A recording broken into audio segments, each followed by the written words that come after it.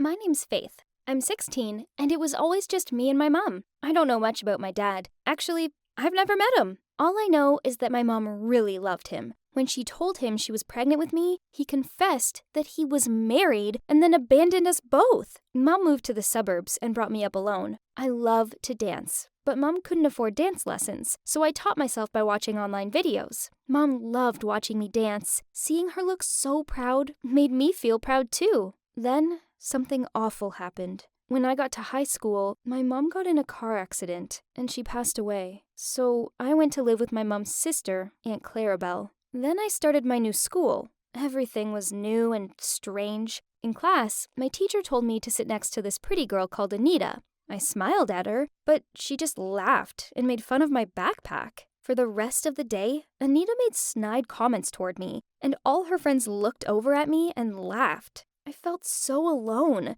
It was horrible. That evening, I tried to release my frustration through dance. My aunt walked in and saw me spinning in the living room. She seemed pretty impressed and told me she'd sign me up for the dancing center in town. I was so excited, as this meant I'd finally get professional lessons. In my first session, I walked in to see Anita there. It turns out she's also a dancer. On seeing me, she said, "Oh no, not another loser." All the other girls laughed, but I tried my best to ignore her, as I was here to learn. I noticed how all the other girls at school gathered around Anita and stuck to her every word. I wasn't sure why this was. Were they afraid of her? If any girls dared to question her, she'd say mean things about them. I once saw her chuck one girl's phone in the bush because she hesitated when Anita asked her something. My school life got better, as I made friends with this girl called Rian. One weekend, one of Rian's friends was having a party, so she invited me along too. Anita was also at the party, and it wasn't long before she announced a battle dance game. Everyone just stepped back to two sides and revealed an empty place in the center, and then the music played. Anita began to dance first, and when it was the other side's turn, everyone looked at each other, and suddenly, Rian pushed me into that space. At first, I stood there confused, but after being cheered by everyone on my side, I danced. Everyone applauded, and Anita stormed off in a huff. After that, kids I didn't know started talking to me. I didn't feel like such a loser anymore, and it was all thanks to Rian and my love of dance. I guess Anita saw it as me stealing her limelight, and she didn't like it one bit. So she started playing mean tricks on me. One day, during a basketball lesson, Anita and some of her friends threw a ball towards me while I was walking out from the toilet. Fortunately, Cameron, this really cute guy, leaped up and caught the ball. Then he asked me if I was all right. I looked over at Anita. She was so mad. I figured that she probably had a crush on Cameron, as most girls do. When school finished, I went to the parking lot and found both my bike tires punctured. I started to panic, as I didn't know what to do. Then Anita and her friends walked past. She had the biggest grin on her face. That's when Cameron came to the rescue. He took me home on his motorbike, and even offered to pick me up the next day. After this, Cameron and I started hanging out a lot. The problem was, the more time I spent with him, the worse Anita became. She stuck gum on my chair, which ruined my skirt, and meant I had to walk around with my sweater tied around my waist all day, even though it was cold. She hid my backpack so I had no books or anything in class. She laughed and pointed at me every time I passed her. I remained calm and didn't show any anger towards her. I didn't care about Anita. She was just a mean and jealous girl. Cameron and I started dating, and then we became an official item. For the first time in a long time, I was actually happy. Then, the most anticipated event of the year finally came. A talent show was taking place for kids in the area, and my school held auditions to find the best acts to represent them. With encouragement from Cameron and Rian, I found the confidence to sign up. And of course, Anita signed up too. I had practiced hard for the auditions, but then an unwanted incident happened. Do you know what? Someone had stolen my dancing shoes right before my turn to perform. That day, when I was warming up in the dressing room behind the stage, Cameron called, saying he was outside with a drink for me. "You're so sweet," I said to Cameron. Then I noticed that Anita was smirking at me from the next chair. I just ignored her and ran to get my drink. But as soon as I returned, I couldn't find my dancing shoes anywhere. Panicking, I frantically searched for them, but nope, they'd gone. Then the judges called my name. Shoes or no shoes, my performance had to happen. So I went out there barefoot and began to dance. A few minutes into it, one of the judges stopped the music. I thought they were going to tell me I wasn't good enough. But no, instead, they asked Anita to lend me her dancing shoes. Needless to say, Anita looked very annoyed. After the dance, I returned Anita's shoes to her and said thanks, but she growled at me, then stormed off. I bet that she was the one who stole my shoes. Although I lost my dancing shoes, I got the talent competition place. Needless to say, Anita was super mad. For the whole week, she was constantly shouting at people. I kind of felt bad for her close friends. Anyway, it was none of my business. I didn't have time to think of her. I needed to prepare for my performance. For the next few weeks, I practiced whenever I could. Cameron was so supportive and helped me the best he could.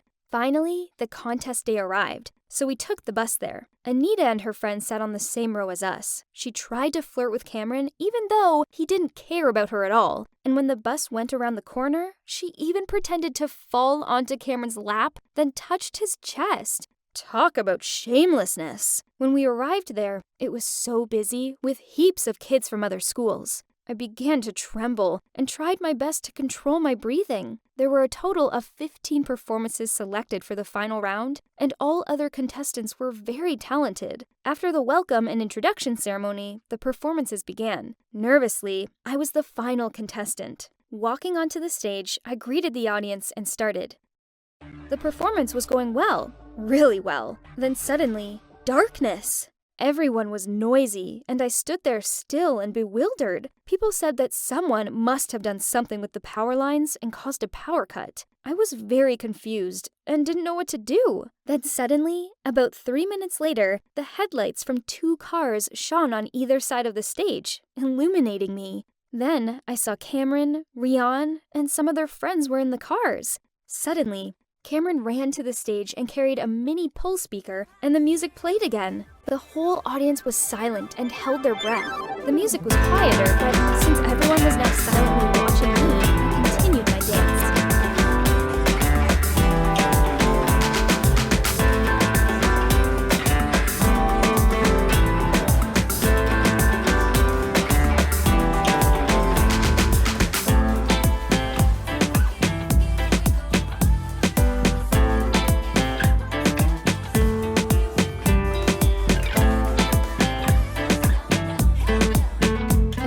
My performance to applause and cheers, and that's when the lights came back. Everything was just awesome. I was really touched at that moment. I guess I impressed the judges as, guess what? I won first place! Right after the awarding ceremony, I went down and hugged Cameron and Rian.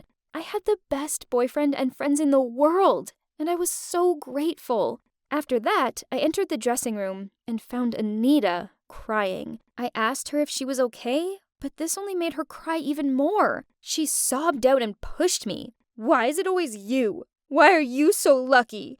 Why do people all like you, not me?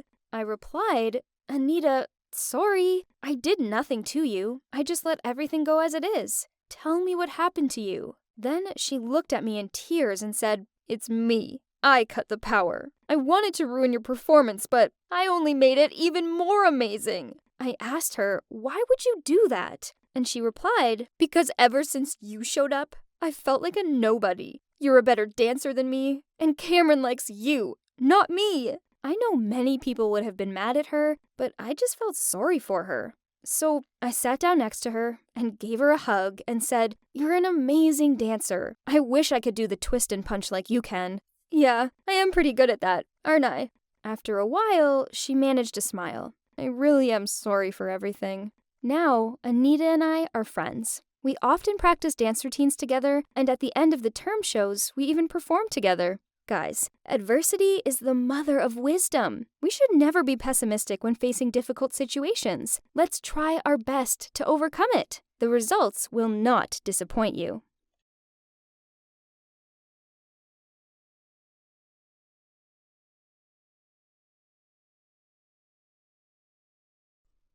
I was born into a pretty poor family, so money was always on my mind. As I grew up, all I wanted was to have money, and I couldn't wait until I was old enough to start making some of my own. I especially couldn't stand the way people took advantage of others just to get some quick cash. And yet, it wasn't long before I almost became like one of those gold diggers that I hated so much. I'm Jolie, and I'm 20 years old. You might be wondering why I hate gold diggers. Well, who doesn't? But for starters, my mom was one. Yup, that's right. She ditched me and my dad to marry some rich guy when I was just 5 years old. I can't even recall her face, but I still remember that day like it was just yesterday. I was screaming and crying and begging her not to leave, but she didn't even look back. Ever since, it's just been me and my dad. Obviously, my dad worked really hard to make enough money to raise me alone, but we were still poor. He worked on construction sites, and the hours were long, so it wasn't long before his health started to go downhill. A lot of his money went towards medical bills, and so we made do with whatever was left. This made me hate my mom so much. She was the most selfish person in the world to me. Dad still encouraged me to focus on my education, though, so I ended up going to college to further study Chinese, which I've always been fond for. But after 1 year, we couldn't afford it anymore, so I decided to quit and find a job to help my dad out. At first, I worked as a waitress, but I was pretty smart, and my Chinese was good, so eventually, I got another job as an interpreter in a big company, where I met John. He was the CEO, and also the person who would change my entire life. So there I was working 2 jobs, and even though I was exhausted, I was happy. I was making enough money to look after my dad, and also had enough left to buy gifts for my boyfriend. Yep, that's right. I had a boyfriend called Scott, and we'd been dating for 2 years. I felt like the luckiest girl in the world, because he was drop-dead gorgeous. I loved buying him stuff, because it made him so happy. Finally, my life was turning around for the better. But then everything changed in the blink of an eye. I caught Scott cheating on me with some woman the same age as his mom. I couldn't believe it. He used his good looks to date older women, just so he could get their money. He was as bad as my mom. Nothing but a gold digger. Though, little did I know, I was about to follow in their footsteps. It all started the day I caught him cheating. I was so upset and miserable. I'd bumped into them in the mall where I'd seen them holding hands and kissing, and all I wanted was to get as far away as possible from there. I ran out onto the street, and then I just collapsed onto the sidewalk and started crying my eyes out. Suddenly, I heard someone say, "Jolie? What are you doing here?" I looked up, and John, the CEO, was standing there. I tried to stop the tears, but I couldn't. I couldn't even speak. He helped me up and told me to get in the car and go somewhere so I could calm myself down. Then we ended up in a bar, and I drank a lot. I couldn't stop myself from telling him about what Scott had done. John comforted me, and then, the next moment, I woke up and John was lying next to me. I was about to freak out, but John looked at me and smiled, and said that if I hung out with him from time to time, like this, then he'd subsidize everything for me, so that I could go back to college and pay my tuition. I was shocked. He said it had to be our secret, so that his wife didn't find out. I was about to say no way, but the thought of being able to finish my studies and graduate made me consider it again. And after all, John was being so sweet, and me and my dad could really use that extra money. So the next moment, I found myself nodding my head, and the rest was history. I had officially become John's secret lover, aka a gold digger. And let me tell you, my life got so much easier. I went back to college and had more time to enjoy life. But at the same time, I couldn't shake off the guilt, especially when I thought about John's wife. I'd never met her before, but I knew from working at John's company that her name was Doris, and that she was the perfect wife. I even found out that they didn't have kids because Doris was infertile after some accident. This made me feel so bad. How had I let myself become a mistress like this? It wasn't right. But still, I couldn't just end things with John. You see, I'd actually started to fall in love with him. Yes, you can say I was a gold digger, but I also had real feelings for him. And so did he. He took care of me, and I was happy with him. It was only natural that I'd start loving him, and so even though I knew what we were doing was wrong, I couldn't stop it. Then one day, I was walking to the bus stop when a random man approached me and said that Doris wanted to meet me. Oh my God, Doris knew about me? I felt so sick suddenly. He said she wanted to meet me right away, and so I followed him to a nearby cafe where she was waiting. As soon as I saw her, my jaw dropped. I knew her. It was the woman Scott had cheated on me with. No way! I couldn't believe my eyes. When she saw me, she looked shocked. But then she said, well, looks like we're destined to meet. Okay, I'll get straight to the point. You need to back away from my husband. What? Clearly, Doris wasn't the perfect wife everyone made her out to be. I said to her, "You do know you're no better than me, right? I wonder what John would say if he knew you were having an affair too." She was furious. She started shouting at me, saying John would never leave her, and that she would not let me steal him away, especially his money, and that it all belonged to her. Then she stormed off. Surprise, surprise, she was just with John for his money. She was even worse than me. At least I loved him. After that meeting, the war between Doris and I officially began. She started to rub in my face that she was his wife, and I wasn't. Every day, she'd turn up at the office with his lunch and kiss him in front of me. Honestly, it made me sick. No, really, like literally sick. But no luck for her, the universe works in funny ways. And guess what? I was pregnant. And this was one thing I could give John that Doris couldn't. I was so happy. I called John right away. He was over the moon and promised to take care of me and the kid. He started spending more time with me after that. But one day when we were together, Doris called and said she was sick. I couldn't stand her interrupting our special time like this, so I pretended to have stomach pains, and he immediately drove me to the hospital and asked their maid to go take care of Doris. Huh, I'd won this time. But then something shocking happened. Doris appeared in front of my house. When would she give up? I walked towards her and asked, "What else do you want now?" She was about to say something, but suddenly, my dad came out from the house and said, "Jolie, what are you doing?" So both me and Doris turned back and, well, that's when things got crazier. "Doris?" My dad shouted in surprise. He looked like he'd seen a ghost. Then Doris said, "Thomas?" How did they know each other? Well, the next thing, my dad was screaming, "Get away from her! She's not your daughter anymore!" I froze. Doris was my mom? Before I could even say anything, she ran to her car and drove off. I didn't even want to see my dad. I just wanted to be alone. That night, I lay awake all night thinking about it all. I'd been competing with my mom?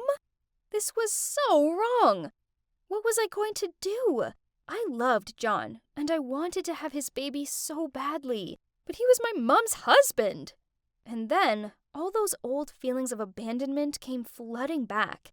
My mom had left us, and now she was hurting John. She just took advantage of our love and only cared about money. She didn't care about any of us. Why could she be so selfish? I couldn't stop crying. Everything was such a mess. Eventually, I fell asleep, and when I woke up, I knew what I had to do. Even though she was my mom, she needed to learn a lesson once and for all. I called John and asked if we could meet at our favorite cafe. I was so nervous, but I told him everything. How she cheated on him, and then how she was my mom. I even showed him some photos of her with Scott that I'd taken outside Scott's house. John was so shocked, he just stared at me, not saying anything. He looked completely heartbroken, and I wanted to hug and comfort him, but I knew I couldn't do that anymore. In the end, John divorced Doris and kicked her out of the house, leaving her with nothing. And then, you won't believe it, he proposed to me. What did I say? Well, I'm still deciding, becoming the wife of my mom's ex-husband just feels a bit strange. My mom has suffered a lot already. I'm not sure I want to make her even more miserable. But let's see. All I know is that I'm going to give birth soon and raise this baby in the best way I can. I'm definitely going to be a better mom than my mom was. That's for sure.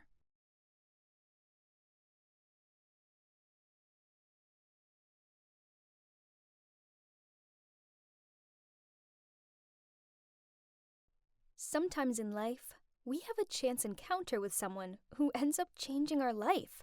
This is exactly what happened to me, and it was totally unexpected. You see, I was pretty lonely at the time. I'm Amelia, by the way, and I'm 20 years old. I was living all on my own in a tiny house in Portland. It was my mom's house, but she sadly passed away from cancer 2 years ago.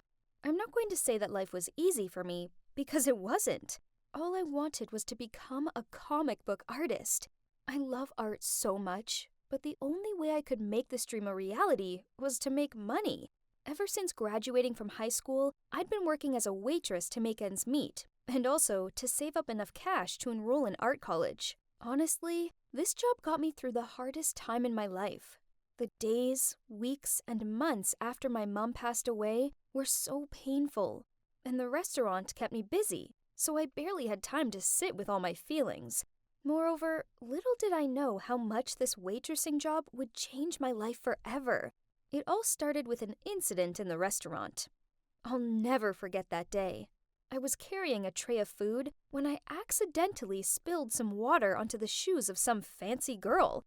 Oh my god, she went crazy. She started screaming at me, and even though I frantically apologized right away, she still asked to speak to my manager. I leapt down and tried to clean the water off her shoes with a cloth, and that's when I heard a voice. Hey, stop! What do you think you're doing? I looked up and saw the boy she was with staring at me. He looked disgusted at me, and then said to the girl, Babe, let's bounce before that waitress ruins your shoes even more with her filthy hands. Come on, let's hit the mall. I'll buy you a new pair of shoes. Clearly, he was her boyfriend, and as soon as he mentioned new shoes, her eyes sparkled with joy as she said, "Yay, babe! I want a new bag too, though. Could you?" And her boyfriend just laughed and said, Anything you want, my princess. They got up to leave and smirked at me as they walked away. I couldn't believe how rude they were, especially the boy. I felt so angry. I wished I could slap him right across that cocky face. But of course, I didn't. There was no way I could risk losing my job. But I knew that if I ever saw his face again, I'd definitely give him a piece of my mind. And, well, believe it or not, I did indeed see him again. The world works in mysterious ways, and I guess we were destined to meet again. A few weeks after that, one evening, I was heading home and passed by the park to feed the stray cats as usual. While I was playing with them, I noticed some guy heading towards me. Suddenly, he grabbed my arms and pulled me towards him. I started shouting at him and trying to push him away, but he was too strong. Then, out of nowhere, someone said, What's going on? I'm trying to sleep over here. Keep it down.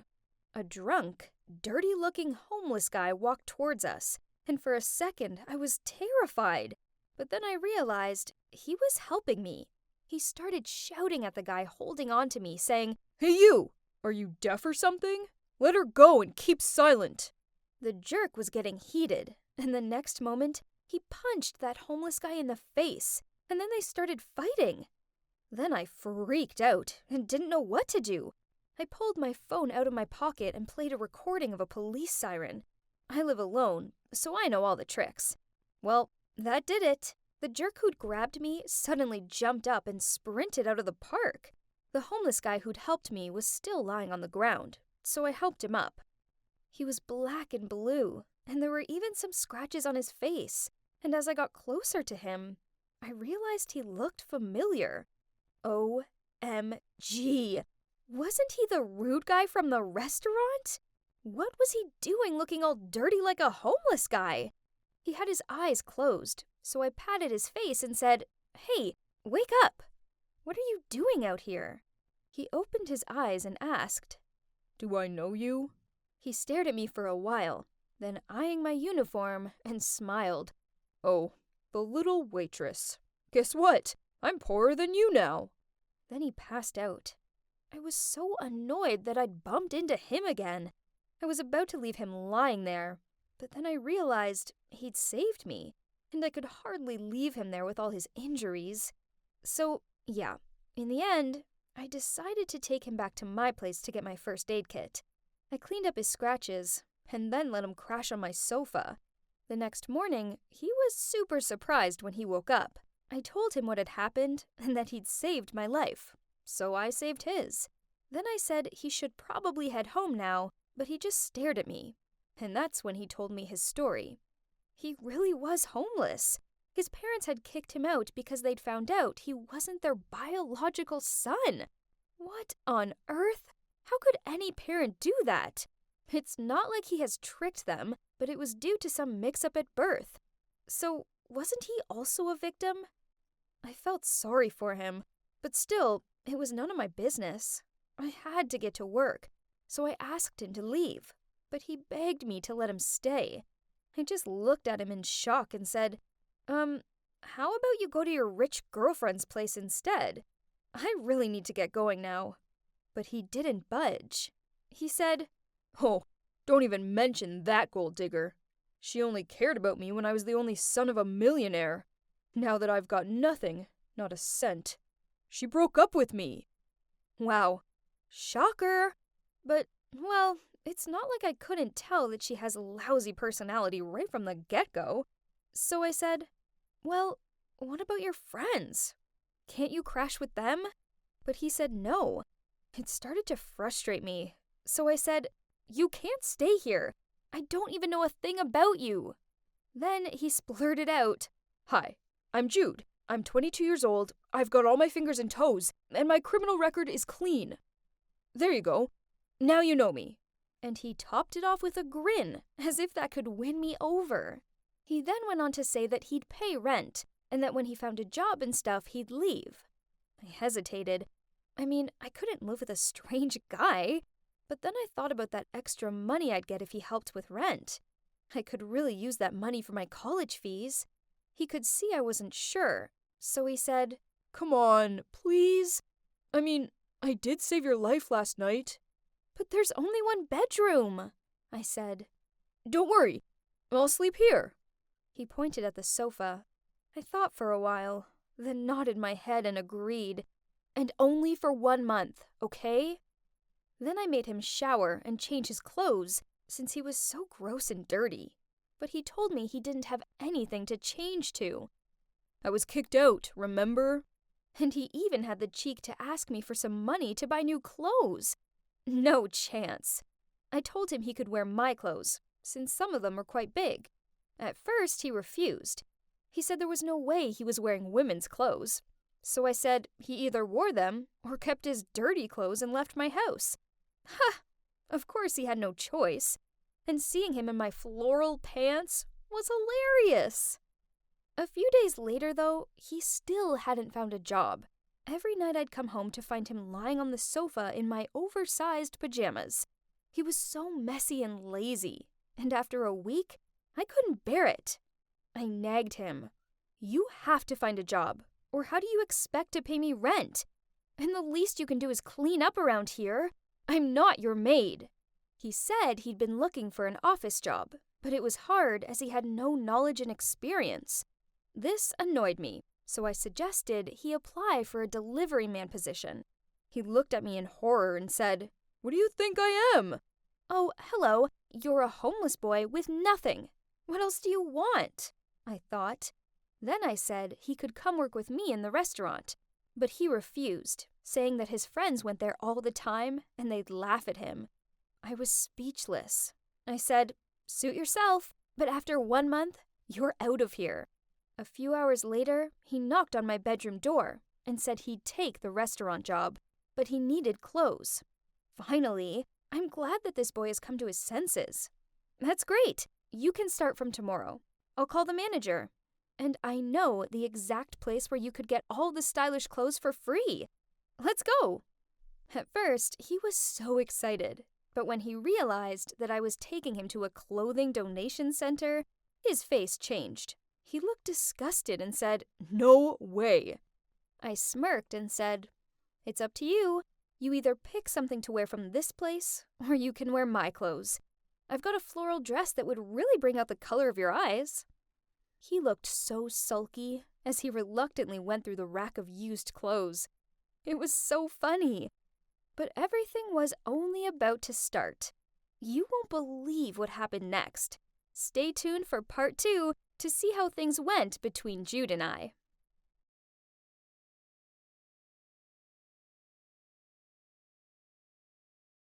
Hi again, it's Amelia here.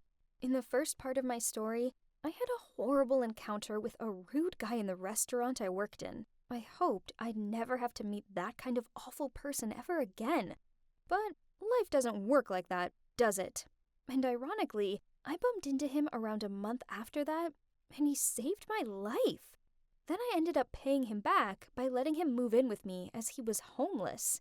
And after a few days, I just had enough of his excuses of not being able to find a job. So I told him he could come work in the restaurant with me. I introduced him to my manager, and because he's quite a bright-looking guy, he immediately got the job. However, it wasn't all plain sailing. I mean, what's with his laziness and clumsiness? He was a walking disaster. He broke so many dishes within his first few shifts only, he'd be lucky if he even got any salary. And that's not all. He shouted at a kid who dropped an ice cream on the floor he'd just cleaned. Obviously, the kid burst out crying, which made Jude even angrier. You can just imagine how much our manager had to apologize to both the kid and his mom. And after that, she was furious with Jude and threatened to fire him, all in his first week. Meanwhile, things at home weren't much better. He didn't lift a finger. The place was such a mess, and one time I asked him to do some laundry while I went out to pick up some groceries. Well, I came home to find the laundry room covered in bubbles. And there he was, standing in the middle of that mess, confusingly pushing all the buttons possible to make it stop. He had basically poured the whole bottle of detergent in there. I couldn't believe it. He was useless, and he kept breaking things. I actually had to keep a list of it all, so that when he got his salary, he could pay me back. He was a nightmare. And yet, even though he was lazy and messy, that didn't stop him spending hours on his hair. I kid you not, I've watched him fix his hair for about 90 minutes once, and I swear, it still looked the same. Not to mention, one time I accidentally walked in on him singing in the bathroom while stroking his hair. All he was wearing was a little towel, and we both got such a fright we screamed, and I ran out of there in embarrassment. I came close to kicking him out so many times. He drove me crazy. Honestly, one night I was working late, so I asked if he could prepare dinner. Just a simple pasta. I mean, how hard could that be, right? Well, it was mission impossible for Jude. He burnt the pasta. Burnt it! How does one burn pasta? There were bowls and pans everywhere. When I started shouting at him, he just laughed and shoved me a dish of burnt noodles and said, "Oh, come on, Amelia. I'm a chef. It's art. Now please, enjoy my signature dish, the smoky charcoal pasta." I could have killed this guy, but lucky for him, his humor has saved him this time. So instead, I decided to teach him how to cook. And fortunately, he was actually a pretty decent chef, and he enjoyed it. One night I came home, and he'd made a Thai green curry. It unexpectedly looked quite nice. Still, I was nervous to try it. But OMG, it was delicious. He proudly told me how the chef at the restaurant had given him the recipe along with some cooking tips. That's great! And even though the kitchen was a total mess, it was a start, so I decided he could cook from then on, and then I'd do the washing up. Pretty soon, his 1 month was up. I told him it was time to move out, but he begged me to let him stay longer, as he'd barely got any salary from the restaurant due to owing so much from all the broken dishes. I wanted to say no, but if I was honest with myself, it had been quite lonely living by myself, and even though he was a total klutz, I kinda enjoyed having some company. Plus, he was a top chef. I pretended to be thinking about it for a sec, and then said, "Okay, fine, but you've got one more month. Then you're out." He was super happy, thanking me non-stop while running to the kitchen, saying he'd cook me a special dinner in return. Just like that, we learned to get along better with each other, as we lived and worked together. And, well, time flew, and soon another month had gone by, and yet neither of us even brought it up. So he kept on staying. Then one day, while Jude and I were working, a group of stuck-up girls came in. One of them suddenly said, "Guys, look! Isn't that our Prince Jude? Why is he working here like a loser?" Then they all burst out laughing. This made me angry, and I was about to go over and say something when I realized that the girl who'd spoken was Jude's ex. I knew Jude had heard, and I thought he'd get annoyed, but he just ignored her and kept working. But the girls kept on laughing, and it was seriously annoying. I went over to take their order, but Jude's ex refused to be served by me. She kept asking for Jude to take their order, and when I said he was busy, she demanded to see our manager. Eventually, he went to serve them, but his ex kept on harassing him. She even dropped water all over the floor so that he'd have to come and clean it up. I offered to do it for him, but he wouldn't let me. And then it got worse. As they were leaving, that girl dropped a $10 tip on the floor. I was furious. What a spoiled brat. I thought Jude would leave it, but he calmly sat down to pick it up while the group of girls all burst out laughing as they walked out of the restaurant. I ran over to comfort Jude, but he just smiled and said, "Hey, I have $10. What do you want for dinner? My treat." Then he went back to work, but every time I looked over at him, I could see he was hurt. I really wanted to yell at his ex. How rude can a person get? Later that night at dinner, we spoke about everything that had happened that day. I told him he shouldn't feel sad about his ex, because she was rude and never deserved him in the first place. But then he just laughed it off and said that it wasn't that gold digger that he was bothered by, but actually because it reminded him of his old attitude and the ways he used to treat people, including me on that first day we'd met. Then he sighed and said, "I bet if I'd been a better person, a decent son, then my parents wouldn't have kicked me out that heartlessly, even when I wasn't their actual son." Suddenly I felt so sorry for him, but I didn't know what to say to make it better. But to be fair, looking back at the person he was back then when we first met versus now, he was like a totally different guy. He had been doing a great job at work, and all our colleagues loved him. One day, a kid dropped her ice cream, and I stared in shock, waiting for Jude to freak out. But instead, he went over and asked if she was okay, and if she'd like another ice cream. I couldn't believe it. He was so sweet to her. I couldn't stop myself from smiling at him. He'd seriously changed. And even though it pains me to admit, he's a very good-looking guy. So naturally, he got a lot of attention. In fact, a lot of girls came to the restaurant just to be served by him. They even openly flirted with him, and he surely loved it. I just rolled my eyes, wishing I didn't have to see that. There was one girl in particular who came to the restaurant almost every day. She was super pretty, and obviously was trying to get his attention. I noticed one shift that Jude was kind of flirting back. How irritating. I guess he hadn't changed that much then. Then one day, I saw her hand him a piece of paper. When he came back to the counter, he was grinning and said to me, "Looks like I've got a date tonight." I was so annoyed and said, "It's not okay to flirt with the customers. I'll tell our manager." Then I stormed off. Later that afternoon, he clocked out first without telling me, and when I got home from work, I saw him being all dressed up for his date, which made me feel so grumpy for no reason.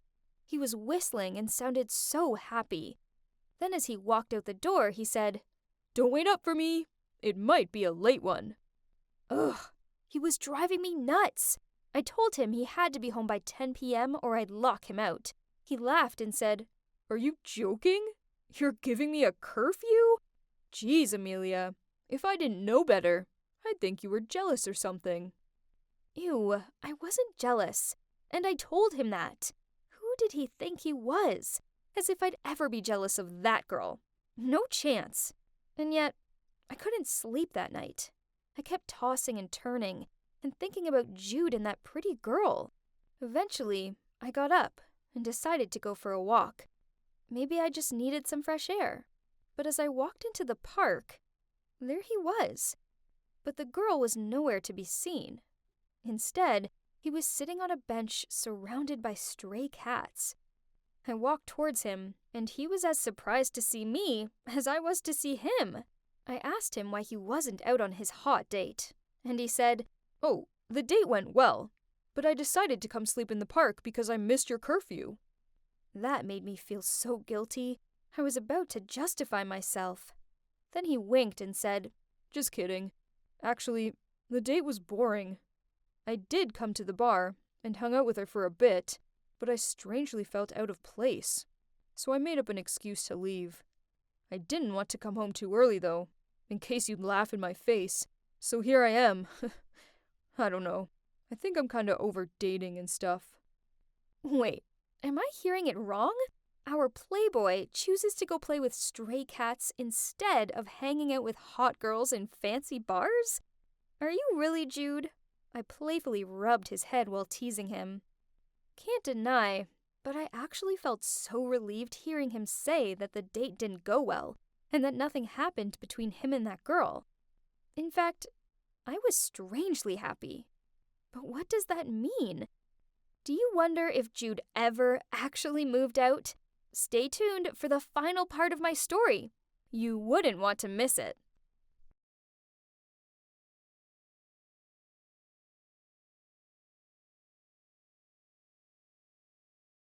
Hi, it's Amelia again.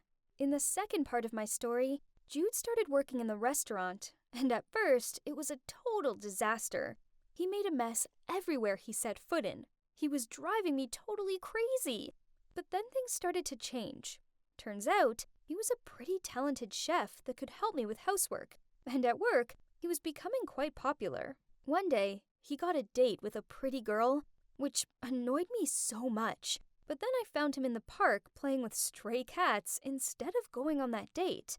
Honestly, that made me feel so happy. Has he really changed? To find out, let's see what happened next. At the restaurant, there was a new waiter called Oliver, who was a year younger than me. Our manager asked me to look after him and show him the ropes. To be honest, I was really impressed with Oliver, as he was such a sweet guy and a fast learner too. Pretty soon, we became closer, and he was like my little brother. Jude, however, did not like him one bit. He was always shouting at Oliver, and even complained that he was careless and clumsy.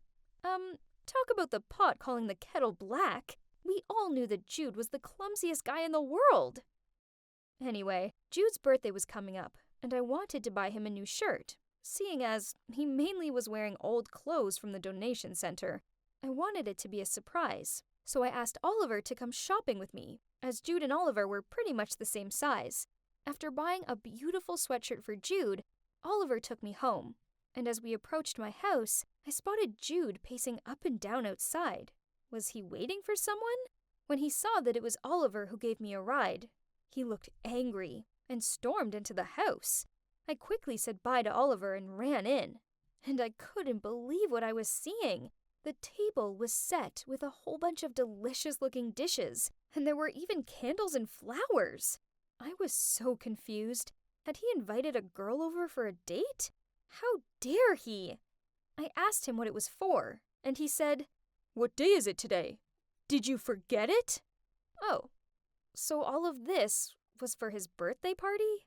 I just laughed and handed him the gift bag. He immediately looked so happy. What a child. But then he suddenly gave me a doubtful look and asked, "But what did you do in the afternoon? And with that Oliver guy?" I told him I'd asked Oliver to help me go shopping for his birthday, and then I jokingly said, "But why are you suddenly so curious? Why, you looked so annoyed upon seeing him. Are you jealous or something?" I wasn't expecting what happened next. He suddenly blushed and muttered out, "Actually, yes. I like you, Amelia. In fact, I, um, I think I'm in love with you. Whoa! What? I totally froze and didn't know what to say, but just kept looking at him and gasped. He could see I was speechless, so he waved his hands in front of me and said, Hello, Earth to Amelia. Then he continued, Well, Amelia, do you, have feelings for me too? Actually, never mind. It's not important. I mean, if you don't, then just forget it, and we can go back to being friends. Oh God, I had never seen him so shy before. His face went red as a tomato, and he kept scratching his head shyly. I couldn't help laughing, as, honestly, he looked so cute. So I grabbed his hands, and I couldn't stop the words from pouring out of my mouth. Jude, honestly, I like you too. My heart was racing as I said that, and I didn't know what else to say. But suddenly he was hugging me tightly, and then the next moment we were kissing. I was over the moon. I hadn't realized how much I'd wanted that to happen. It felt amazing. From that moment on, we were inseparable. We lived together, worked together, and in our spare time we went camping, hung out in the park, and cycled to watch the sunset. He cared about me so much, and I don't think I'd ever been that happy in my life before. I didn't think life could be that great. Then, one day, while we were cleaning the house, he suddenly called me. Amelia, look! How cute these pictures are! You drew them, right? Wow, you're gifted. I realized he was looking at my box of comic books I'd drawn, which I'd hid under the bed. I felt kinda embarrassed, and told him that I hadn't done any drawings in a while. Then he asked me why I stopped, and I told him about how it had always been my dream to go to art college, but since my mom passed away, I'd had to forget it for a while and focus on just surviving. Jude suddenly grabbed my hands and said, Honey, let's make this dream happen. I'll help you, okay? I was so touched and gave him the biggest hug as a response. Jude was my everything, and best of all, he always supported me. And now, he encouraged me to follow my dream too. Time went on, and everything was going amazingly, until one day, when everything changed. Jude and I were out walking, when a luxury black car stopped next to us. A random guy appeared and told us to get in the car. I freaked out and grabbed Jude's arm. What was happening? Were we being kidnapped? There was no way we were getting in the car.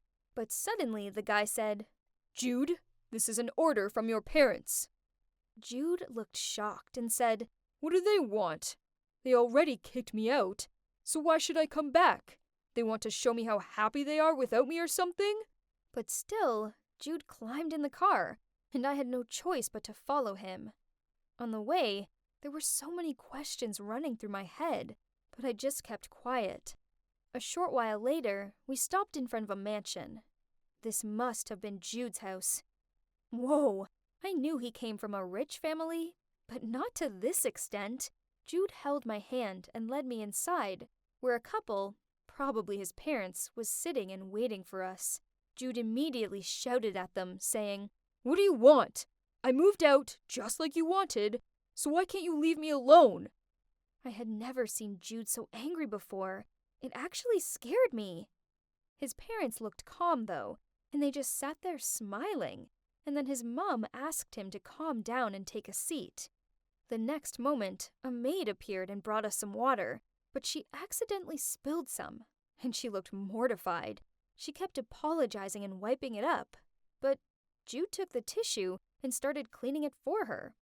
Then he politely said to her that he would come help her make the pot of tea. Jude's parents looked shocked, but somewhat content, and asked Jude to stay as they had something important to tell him. They couldn't stop grinning. It was so weird. Then they told us their news, which shocked me to my core. Jude actually was their biological son. They'd lied to him because he'd had such a bad attitude, and they just wanted to teach him a lesson and force him to grow up a bit. They were sick of doing everything for him, and thought maybe moving out for a while would inspire him to become independent and realize the true value of family and money. What? I couldn't believe what I had heard. They kicked him out to help him grow up? That almost sounded like nonsense, but I guess it had worked, right? He had changed. But how could they come up with such a crazy plan? Of course, Jude wasn't okay with this. In fact, he was furious. "What did you say?" he screamed. "Am I a joke to you or something?" His mom tried to calm him down and said, "Jude, honey, it was the only way. You were out of control, partying every night and spending all our money. We didn't know what else to do. We've been so worried about you. But son, we're so proud of you." Then his dad continued, "We've always been keeping an eye on you, son. We saw you working in that restaurant, and we are just so happy you've turned a corner and found this independence." Then she turned to me and said, "Amelia, right? Thank you so much, dear. You've looked after our son better than we ever could, and you've helped him so much." I just blushed and said, "No, it's Jude who takes care of me, actually. He's been amazing." Jude was squeezing my hand tightly, and I could see how shocked he was. Over the past 6 months, he'd been on a complete roller coaster. From being abandoned by his parents to discovering that they'd lied to him just to teach him a lesson. I couldn't believe they'd done it. But to be honest, I was grateful. Otherwise, I wouldn't have met him, and he might still be out there dating gold diggers and partying his life away. So I turned to him and said, "Babe, I know it hurts right now, but your parents did what they thought was best for you. Plus, thanks to that, you were able to realize who your true friends were, right? The ones who don't take advantage of you because of your money." It took a few moments, but then he gave me a gentle smile, and it was like he finally understood everything. He looked at his parents and said, "You guys are crazy, but if you hadn't done something so ridiculous, I'd never have met Amelia. She's made me the man I am today. Without her, and without both of you, I'd never have changed. Gosh, I miss you both. Mom, Dad, thank you." At that, they all burst into tears and started hugging, and I just stood there, the tears pouring down my cheeks too. Watching them reunite like that was so touching, and it really made me miss my own mom. After that, we left, and as we were walking home in silence, Jude suddenly stopped and turned to me. "Amelia, thank you. Thank you for never giving up on me and for taking care of me.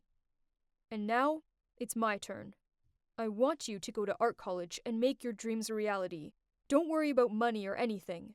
Just go make your mom and me proud." I was speechless. I started crying again and gave him the biggest hug of my life. And guess what? We've moved into a new place downtown, and I'm about to start art college next week. Jude is working in his dad's company, and I have a feeling we're going to get engaged soon.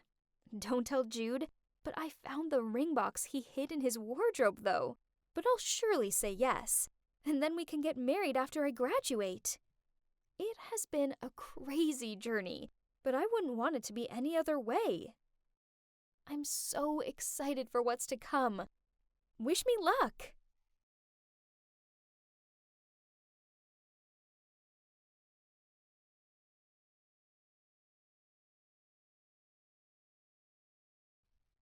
Hey you! Quit standing there and come clean my locker already! You're destined to be a maid, just like your mom! Suddenly, a whole group of kids erupted into laughter, and I just froze. I glanced back, wondering how they knew my secret, but then I realized they were mocking some other girl. Phew, what a relief! This new school seemed intense, and when I walked into the classroom, 3 of my new classmates wouldn't stop staring at me, but I just ignored them. But at lunch, one of them came over to me and said, "I guess your family is super rich, right?" I didn't know what to say, so I just replied with, no, they're kinda normal. Why?" Then he raised his voice. How dare you try to sit here then? This is our table! Move! I immediately got up and ran to an empty seat on the corner table. That's when some kid told me that the three rich kids were Brent, Sophia, and Jasmine. He told me that the best way to stay out of trouble was to avoid them at all costs, because their parents basically funded the whole school, and so everyone had to respect them. But I couldn't avoid them, because the very next day, Sophia came running up to me and said, "Why do you keep your family a secret? Come on, spill!" I freaked out. Why did she suddenly ask me that? But then Jasmine appeared and said, "Girl, that bag you wore yesterday is totally sold out. How did you get your hands on one?" Oh, right. They were probably talking about my Insta post from yesterday. And so I said, "Oh, my dad bought it for me in Paris." Sophia's eyes went wide and she said, "OMG, your dad is so cool. Why are you wearing it today?" Shoot, they were going to catch me out. I had to think fast. My parents don't want me to show it off, so they said I can't bring it to school. Sophia and Jasmine burst out laughing and said my family sounded cool, but weird. If only they knew the truth. The bag wasn't even mine. It was just from a modeling job I did to make some extra pocket money. In fact, my parents were super poor. My mom worked as a maid, and my dad was a security guard. Obviously, I couldn't afford fancy designer bags, but the rich kids didn't need to know that, right? At lunch, I saw them walking towards my table, and Brent said, "What do your parents do? Just tell us. We won't tell anyone." I told them my dad was the CEO of a big fashion company, and my mom worked at the Ministry of Foreign Affairs. I wasn't proud of my lie, but the alternative was being treated like the girl I saw on my first day at this school, and I didn't want that at all. They all looked amazed, and Jasmine said, "That makes sense why you're so pretty and smart." Then Brent jumped in and said, "But then why are you a scholarship kid, I just smiled and kept quiet. I couldn't think of a good lie and didn't want to take this any further. I thought they would leave me alone after that, but they kept approaching me and even started to ask me to join them at their rich kids' table. I couldn't say no, but when they asked me to hang out on weekends, I made up excuses. Not because I didn't want to join, but because there was no way on earth I could afford it. I didn't even dare to ask my parents, as they were working so hard to save up for my college tuition. I was so afraid of my lies catching up with me, so whenever I modeled for high-end stuff, I'd post a pic to my Insta. One time, I shared a photo of me wearing super expensive heels and captioned it, "Thanks, Dad. Love you." Sometimes, I even took it to the next level and edited travel photos, so it looked like I'd spend the weekend in Paris. And one time, I even photoshopped me driving in a Lamborghini. It was a lot of effort, but it was better than being mocked for being poor, like what happened to me in my last school. I couldn't go through that again. One time, I decided to go shopping with them, and it was crazy to watch them buying everything in sight without even thinking about it. I couldn't even dream of a life like that. But when we got to the bag shop, Jasmine pointed to a fancy-looking bag and said she'd bought it yesterday. Then she asked me, "You probably already have it, right?" I just grinned and said, "Yep, my mom bought it for me last time she was in Milan." But then Jasmine said, "Yay! Okay, cool. So let's both wear them on Monday. Everyone will be jealous." That weekend, I felt sick. I had to buy that bag. I decided to raid my piggy bank, but when I got to the shop, I realized I only had 1/10 of the amount needed. I was so shocked. Who would spend that much on a bag? While I was standing there, a woman came in and bought it without hesitation. Why was it so easy for rich people? I decided to follow her just out of curiosity and saw her going to the restroom. I couldn't believe it. She just left her new bag by the sink and then went into the cubicle. I looked around and saw the coast was clear, so I quickly grabbed the bag and walked out of the restroom. I ignored the guilt about stealing it from her and headed home. All I could think about was what would happen if I walked up to school on Monday without the bag. But as soon as I reached my room, the regret was eating away at me. Would I go to jail if they find out? My parents would kill me. Well, Monday morning rolled around, and I proudly wore my new bag to school. Brent, Jasmine, and Sophia were so surprised and said I had the limited edition version, which was twice the price as the normal one. This made me feel even more guilty, but from the looks I got all day, it was worth it. Everyone saw me as one of the rich kids now. Soon it would be summer vacation, and Brent said he had a holiday house in Hawaii and suggested we all go for 1 week together. No way I could afford that. So I lied and said I had to go to Paris with my dad for an event. But then Jasmine said her parents were away, so we could have a party at her house instead that weekend. She suggested we dress up and said she couldn't wait to see my clothes I wore outside of school. Oh no, I was dreading this. Brent said he would pick me up at home and drive me there, but I told him to meet me at school instead, as my parents were so strict. Oh my gosh, all of this lying was making me feel exhausted. But no way could I let them see my dilapidated old house, especially as I'd lied and told them we lived in a villa with a pool and golf course. My lying was becoming a big problem. I mean, where would I get a dress from? I lay there worrying about it, and suddenly I heard my parents talking in their room. My mom was saying she'd finally saved enough to send me to college and asked my dad if he could deposit it in their bank tomorrow, as she had to work at some party. Then she said she'd been keeping it in her closet for safekeeping. I thought about it for a while. I mean, the money was for me anyways, right? So what harm would it do if I just took it now? The next morning, I snuck into their room and took all of the money and rushed out to the mall to buy a gorgeous purple dress and sparkly shoes. This was absolutely the life that I deserved. After that, I took an Uber to school, where Brent, Jasmine, and Sophia picked me up. I had like a million missed calls from my mom and dad, but I ignored it and turned my phone off. I just wanted to enjoy a full day living like a true rich kid. Brent drove us towards Hampton's Country Club, and I couldn't believe it. Jasmine's family owned this place. Wow! When we arrived, a valet came over, but Brent was so rude to him, he shouted at him and said, "Listen, buddy, this car cost $4 million. If you even leave one tiny mark, you'll be paying for it for the rest of your life." I turned around to see the valet's reaction. Then my jaw almost hit the floor. It was my dad! He saw me and looked surprised, but before he could say anything, we walked off. We hung out in the country club for a bit. Then in the evening, we drove to Jasmine's house. Her place was insane. She had a tennis court, her own cinema, and don't even get me started on how many cars her family owned. We sat down to eat in the dining room, and I kid you not, there were 4 maids waiting to serve us. We each had our own one. I was too busy being shocked to notice my maid walking towards me, but then I heard a familiar voice. "Sweetie, what are you doing here?" Mom? I was horrified.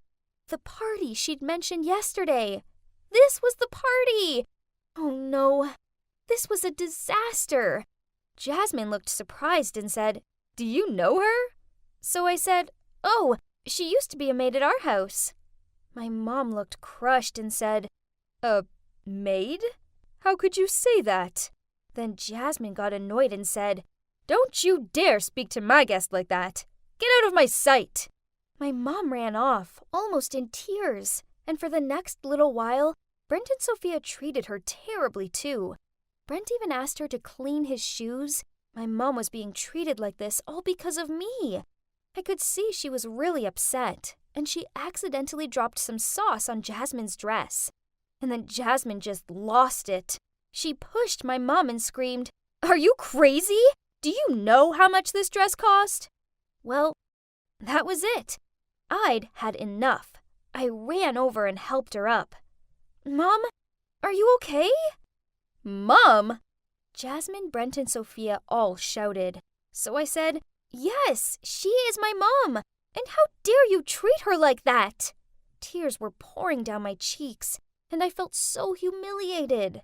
Needless to say, they kicked us out, and Jasmine even threw some $10 bills at us and said, "Take it. Go back to your broken down house. You're stinking up our air.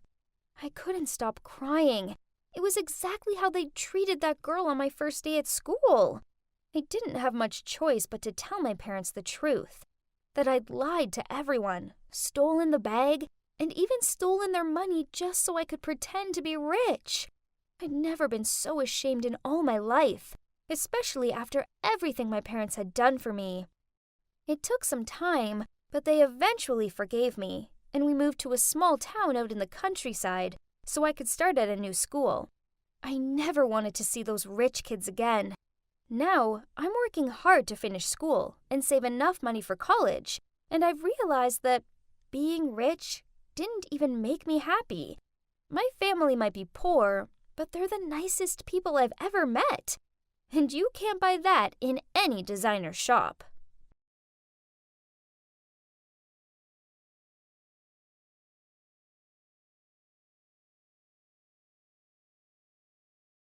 So, the data needs to be collected by Friday so we can...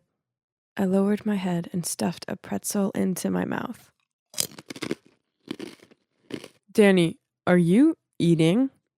My boss glared back at me. I wiped my mouth onto the back of my hand and with cheeks full of food muffled out, No, of course not.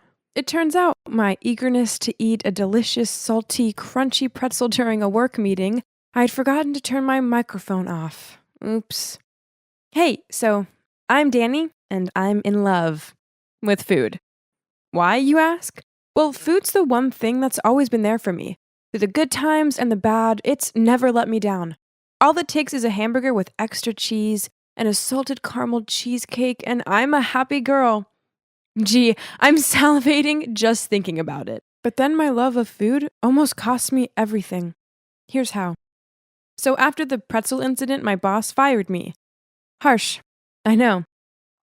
This left me with no job, and as a result, no money to buy tasty snacks. What a bummer. One night, I was lounging on the couch, watching a movie and daydreaming about eating a triple chocolate sundae, when Jake, my boyfriend, sat down next to me with a huge bowl of candy and started telling me about his work colleague's birthday party. Ooh, candy. I grabbed a handful and started shoveling it into my mouth. Thanks, Jake. He knew the way to my heart. In between munching, I asked him, Can you bring a +1? I want to go with you. Please. He shrugged and said, Sure. I clapped my sticky hands together. Ooh, a party! This was so exciting, as parties meant there'd be food and lots of it. As soon as we arrived there, I made a beeline for the buffet table. OMG! This was amazing. There were club sandwiches, mini pizzas, and potato salad bowls. I lifted the entire serving bowl up and started spooning the food into my mouth. Then some woman appeared next to me. Frowning, she said, excuse me? Please, can you not eat out of the serving bowl? With my mouth full, I replied, Oh, sorry, it tastes so good. Then I placed the bowl back down and grabbed a handful of potato chips. As she walked away, I heard her mutter under her breath, What a greedy guts. Eventually, Jake grabbed my arm and led me out of there. He was sulking and could barely meet my eye, so I asked him what was up. What's up? He grunted. Do you even need to ask? You sit around all day eating everything out of the cupboards. Then when I bring you along to my colleague's party, you hog the buffet? It was so embarrassing. This bummed me out. I guess maybe I could have a little more self-control around party food. And I guess I did need to find a job. Besides, having money meant I could buy better snacks, and I wouldn't have to keep on taking Jake's. So I got a part-time job at my local cinema, on the popcorn counter. That sweet, buttery popcorn smell. How I adored it. I couldn't help it. It was there staring at me in all of its warm, golden stickiness. So in between serving a customer, I sneakily stuffed some into my mouth. What are you doing? My heart stopped as I heard a familiar voice behind me. I turned around and came face to face with my manager. I denied immediately. I wasn't doing anything. As popcorn popping out of my mouth, they shouted at me and accused me of eating all the profits. So unfair. So you guessed it, I was fired. Again. I arrived home early with a tear-stained face and a bag full of my favorite chocolate treats to cheer me up. Jake looked over at me from the couch and asked me what was up. I slumped down next to him, pulled the wrapper off a chalk bar, and said, I got fired again. I couldn't help it. It's popcorn. It's too tasty. Does this world need to be so cruel? Then I took a bite out of the chocolate. Delicious. Jake shook his head, then sighing, said, Danny, admit it. It's your gluttony that gets you into trouble. So what? I enjoy eating, that's all. It doesn't hurt anyone. I finished the chalk bar and started unwrapping the next one. Jake shook his head, then walked off. Whatever. I didn't need his support, as I had delicious chocolate to comfort me. Yum. One day, like every other day, I searched the house for snacks, but nope, there weren't any anymore. I didn't have any money, so I couldn't go to the shop. So instead, I went on my phone and searched mukbang videos to kill some time. As I watched two girls stuff their mouths full of French fries dipped in a strawberry shake, I had an idea. Of course! Why hadn't I thought of this earlier? I should become a mukbanger. I'd get to earn money while doing what I love, eating food. It was a win-win. For my first video, I kept it simple. It was just me in a white t-shirt, my phone as a camera, and a huge bowl of spaghetti. Crazily, people watched it and began following me. After a couple of videos, my popularity increased and my viewers started donating food and money to me. It was totally nuts. But with these things came the video requests, such as, eat 3 tubs of fried chicken and 10 plates of fried rice covered in mayo. Eating all this food did get kind of challenging. Once I was halfway through a hamburger eating video when I got a stitch in my stomach and had to stop. I so shouldn't have eaten pancakes for breakfast earlier. My fans were bummed out that I stopped the challenge, and I felt really bad. I figured that if I was going to make this my job, then I'd have to start fasting beforehand, so I could be at my best for the videos. Gee, this was hard work. One time I was so hungry, I went into the fridge and sniffed the cheese.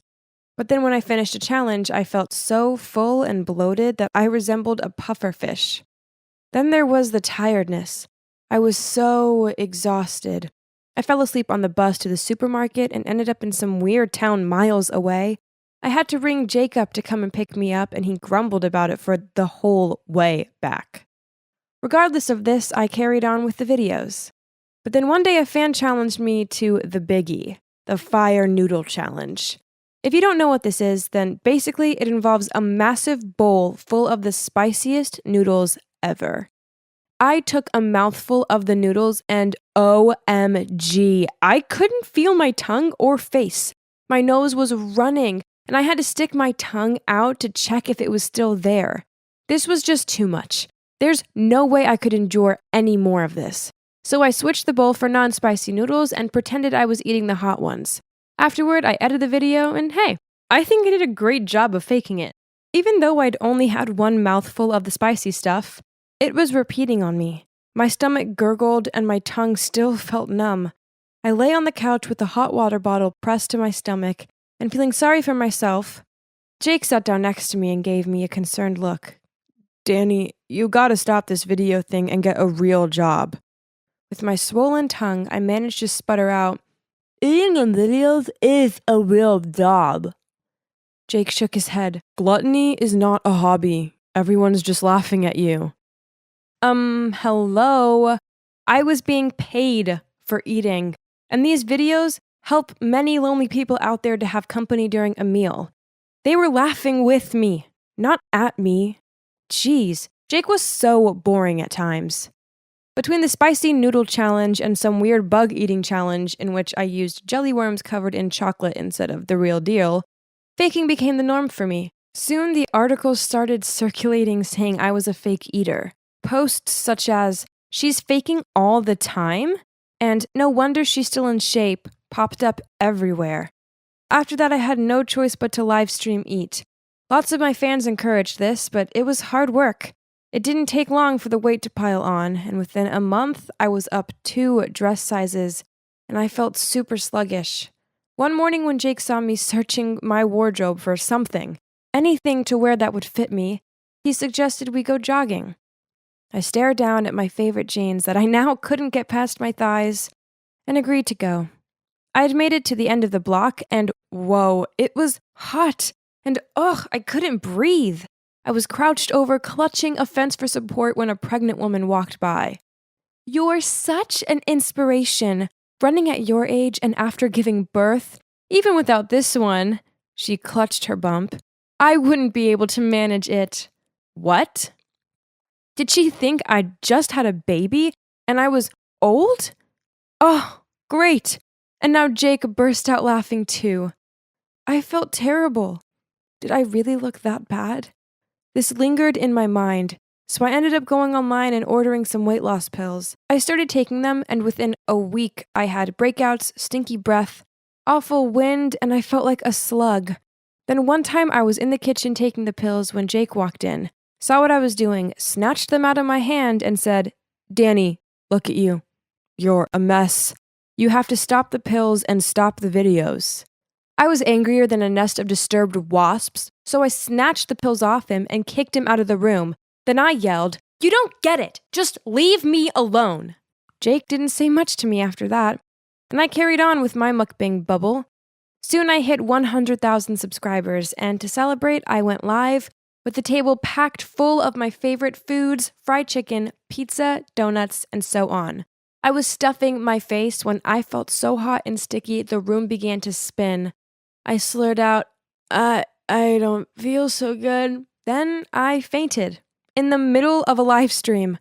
I woke up a few hours later in the hospital with a drip in my arm and a serious-faced doctor glaring down at me. They told me that I had high cholesterol, and if I carried on like this, I'd end up with diabetes and stomach bleeding. Well, that was it. I burst into tears and vowed that I would make some big changes. I love eating. That will never change. But I just can't do the mukbang videos anymore. Now, I still enjoy food, but I don't overindulge anymore. Oh, I also have a new job working in a restaurant, and amazingly, I've managed to resist eating all of the tasty-looking food. I'm on the way to becoming the cute, confident version of myself again. And from now on, if I'm happy, sad, or whatever, well, I talk to Jake about it instead of turning to food. I will always love food, but I guess I eventually figured out that I love my health and Jake even more. Shh, don't tell him that. It'll give him a big head.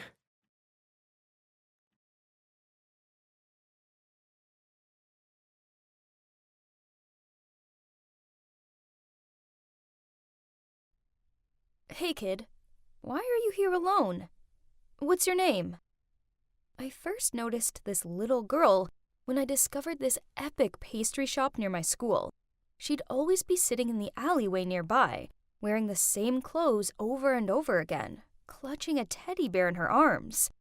She looked up at me with her big, innocent eyes and answered timidly, I'm Alex.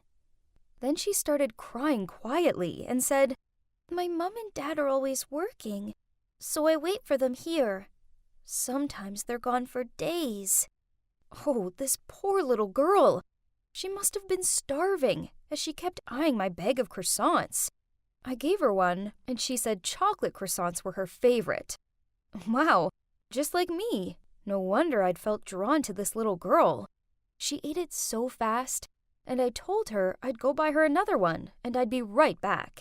I couldn't bear to see her so hungry. How could her parents just leave her like that?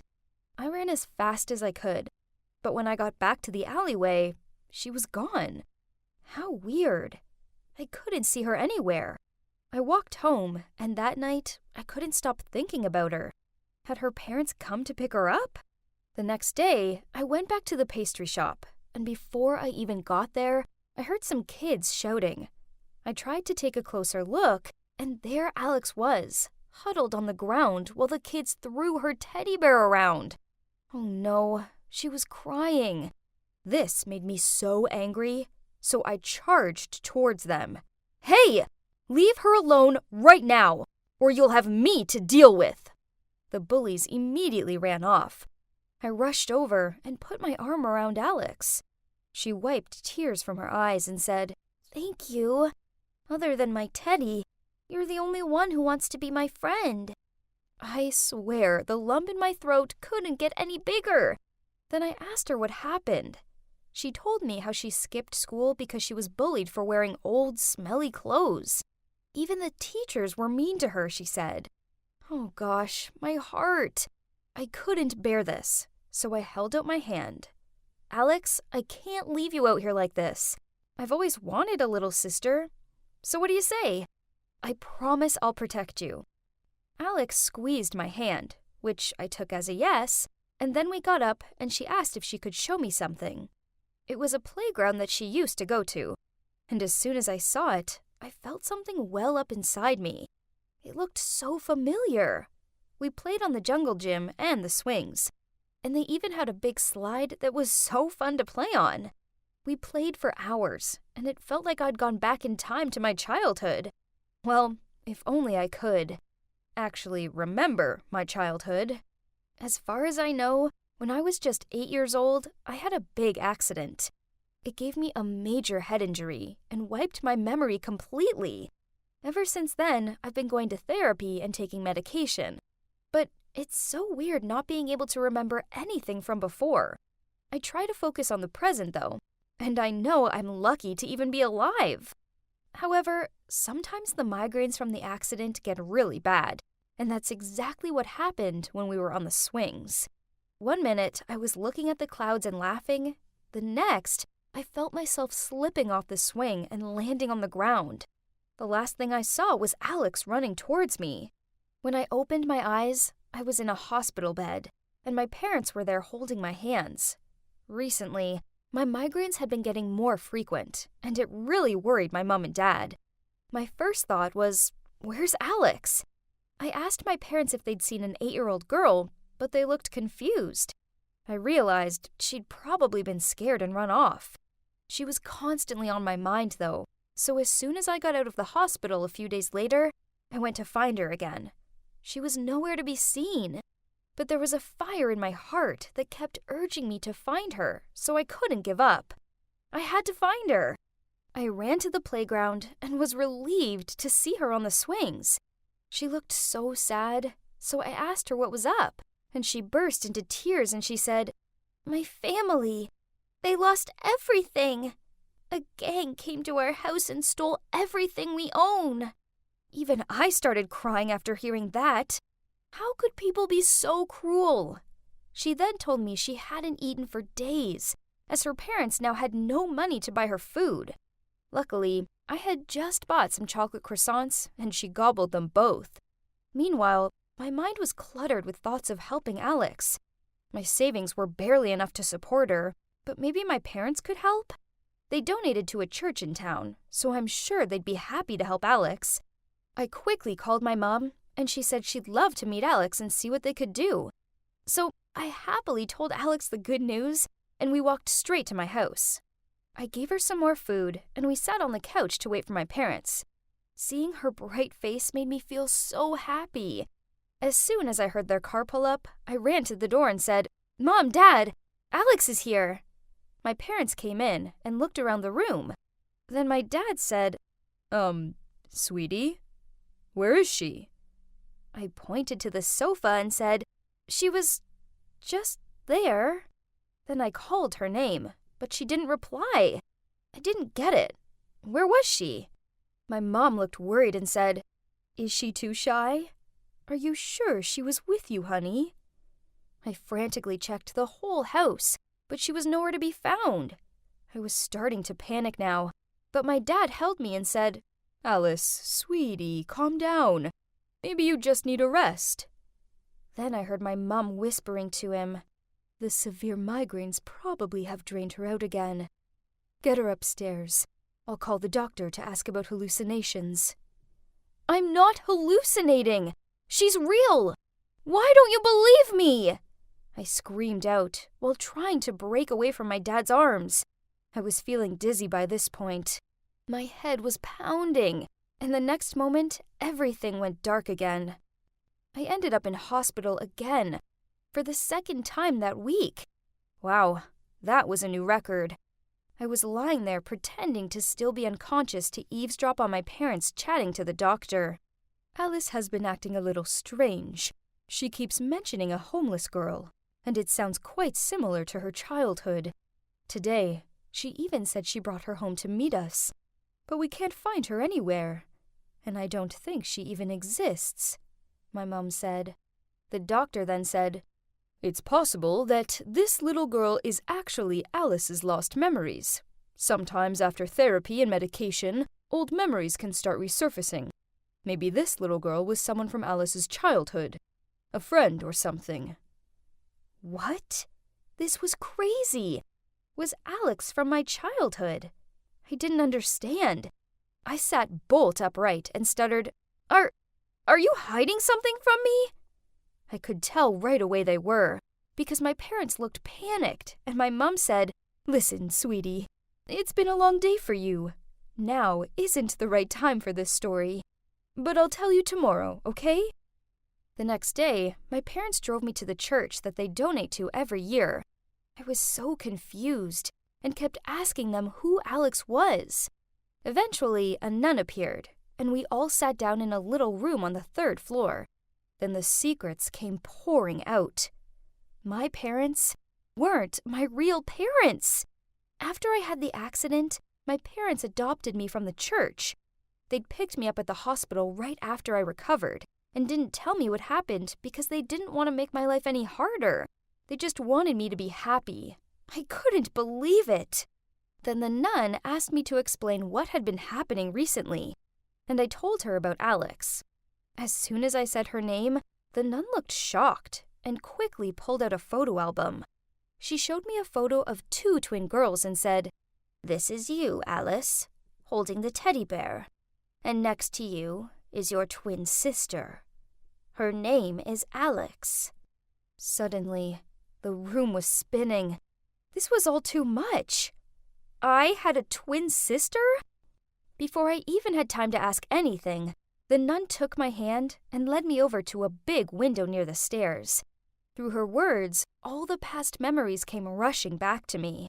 My biological parents had brought me and Alex to the church because they couldn't afford to raise us. No families wanted to adopt both of us, so the nun told us we would be separated. This was the most painful news we'd ever heard. So that night, we decided to escape together. I gave Alex my teddy bear to hold so that I could climb out the window first. But unfortunately, I slipped and fell from such a height that I'm lucky I even survived. That's what wiped all my memories. I stared at the window as the nun told me all of this. This was insane!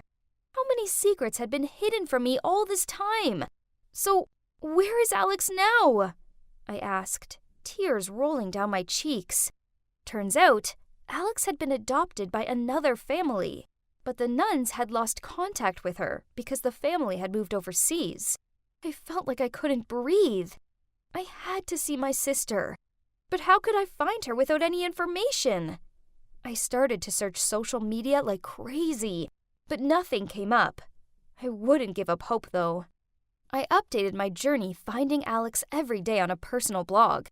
Not one night I went to sleep without thinking about her and wondering how she was doing. Fortunately, people on the internet actually showed a lot of interest and support for my story. It got passed around, but so far, there still wasn't any hint about Alex. Even the illusion of baby Alex wouldn't show up anymore, ever since the day I heard the truth. But I knew in my bones that we would find our way back to each other again somehow. And then, one morning, I woke up from a strange dream with another migraine, so I decided to take a walk and get some fresh air and drop by the pastry shop for breakfast.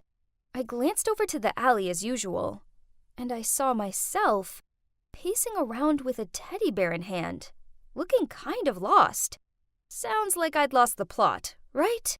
Well, I hadn't, because it actually was Alex. We were frozen for like a whole minute when our eyes met.